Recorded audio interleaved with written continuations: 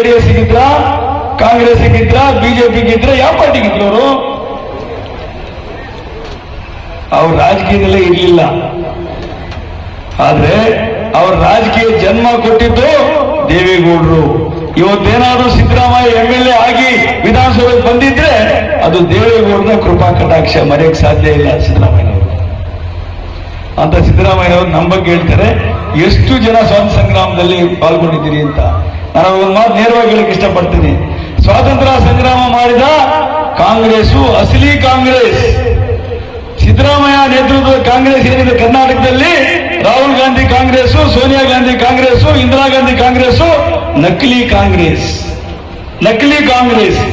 ನಿಮಗೆ ಈ ದೇಶದ ಕಾಂಗ್ರೆಸ್ ಅನ್ನ ಪದ ಬಿಟ್ರೆ ನಿಮಗೆ ಬದುಕಕ್ಕೆ ಯೋಗ್ಯತೆ ಇಲ್ಲ ಈ ದೇಶದಲ್ಲಿ. ಅದಕ್ಕೋಸ್ಕರ ಕಾಂಗ್ರೆಸ್ ಹಂಗೇ ತಳ್ಕೊಂಡು ಹೋಗ್ತಾ ಇದ್ದೀರಿ. ಹಾಗಾಗಿ ಸಿದ್ದರಾಮಯ್ಯ ಇರುವುದು ನಕಲಿ ಕಾಂಗ್ರೆಸ್, ಸ್ವಾತಂತ್ರ್ಯ ತಂದುಕೊಟ್ಟಿದ್ದು ಅಸಲಿ ಕಾಂಗ್ರೆಸ್ ಅನ್ನೋದನ್ನ ಸಿದ್ದರಾಮಯ್ಯ ಜ್ಞಾಪಕ ಇಟ್ಕೋಬೇಕು ಮನವಿಯನ್ನು ಮಾಡಿ. ಸ್ನೇಹಿತರೆ, ತಾವೆಲ್ಲರೂ ಸೇರಿ ಮತ್ತೊಮ್ಮೆ ಕಾಂಗ್ರೆಸ್ ಕಳೆದೋಗಿದೆ. ಗ್ಯಾರಂಟಿಗಳ ಬಗ್ಗೆ ಬಹಳ ದೊಡ್ಡ ಗ್ಯಾರಂಟಿ ನುಡಿದಂತೆ ನಡೆದಿದ್ದೇವೆ. ಏನದು? KH ಮುನಿಯಪ್ಪನವರು 5 kg ಅಕ್ಕಿ ಯಾರು ಕೊಡ್ತಾ ಇರೋದು? 5 kg ಅಕ್ಕಿ ಕೊಡ್ತಾ ಇರೋದು. ಗರೀಬ್ ಕಲ್ಯಾಣ ಅಡಿಯಲ್ಲಿ 80 ಕೋಟಿ ಜನಸಂಖ್ಯೆಗೆ 5 ವರ್ಷದಿಂದ ನಾವು ಕೊಡ್ತಾ ಇದ್ದೀವಿ ಬಿಜೆಪಿ ಸರ್ಕಾರ. ನೀವು ಹೇಳಿದ್ರಿ 5ಕ್ಕಿಂತ 5 ಸೇರಿ 10 kg ಅಕ್ಕಿ ಕೊಡ್ತೀವಿ ಅಂತ ಹೇಳಿ ಘೋಷಣೆ ಮಾಡಿದ್ರಿ.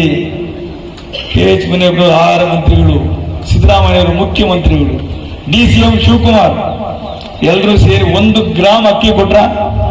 1 ಗ್ರಾಮ್ ಕೊಟ್ರ? ಅದು ನಾವು ಕೊಡುವ 5 kgಯಲ್ಲಿ 2 kg ಕಳೆದು 3 kg ಅಕ್ಕಿ ಕೊಡ್ತಾ ಇದ್ದಾರೆ. 2 kg ಈ ರಾಗಿ, ಮಣ್ಣಿನ ರಾಗಿ ಕೊಡ್ತಾ ಇದ್ದಾರೆ. ಇದು ಗ್ಯಾರಂಟಿನಾ? ಇದು ಟೋಪಿ ಗ್ಯಾರಂಟಿ ಅಲ್ವಾ? ಇದು ಮೋಸದ ಗ್ಯಾರಂಟಿ ಅಲ್ವಾ ಇದು?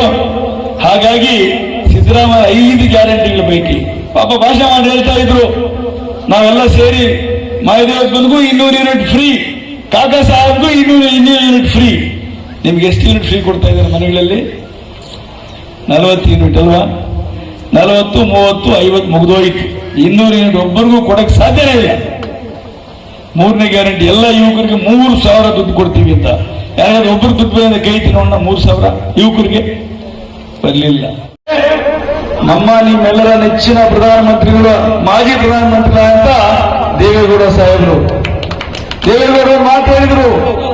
ನಾನು 91 ವರ್ಷ ವಯಸ್ಸಿರುವಾಗ, ಆದ್ರೆ 2 ಬಾರಿ ಪ್ರಧಾನಮಂತ್ರಿ ಆಗಿರುವಂತಹ ನರೇಂದ್ರ ಮೋದಿ ಅವರನ್ನ 3ನೇ ಬಾರಿಗೆ ಪ್ರಧಾನಮಂತ್ರಿ ಆಗಿ ನೋಡ್ಲೇಬೇಕು ಅಂತ ಹೇಳಿ ಆಸೆ ಪಟ್ಟವರು, ನಿರ್ದೇಶನ ಕೊಟ್ಟವರು ದೇವೇಗೌಡ ಸಾಹೇಬರು. ಹಾಗಾಗಿ ದೇವೇಗೌಡರ ಆಸೆ, ಕುಮಾರಣ್ಣನ ಪ್ರಯತ್ನ, ಬಿಜೆಪಿಯ ಸಹಯೋಗ ಎಲ್ಲ ಸೇರಿ ಕರ್ನಾಟಕ ರಾಜ್ಯದಲ್ಲಿ ನಮ್ಮ ಕ್ಷೇತ್ರದಲ್ಲಿ ವಿಶೇಷವಾಗಿ NDA ಅಭ್ಯರ್ಥಿಯಾಗಿ JDS ಪಕ್ಷಕ್ಕೆ ಸೇರಿದ ಬಿಜೆಪಿ ಬೆಂಬಲಿತ NDA ಅಭ್ಯರ್ಥಿಯಾಗಿ ನಮ್ಮ ಮಲ್ಲೇಶ್ ಬಾಬು ಅವರು ನಮ್ಮ ಮುಂದೆ ಬಂದು ನಿಂತಿದ್ದಾರೆ. ಸ್ನೇಹಿತರೆ,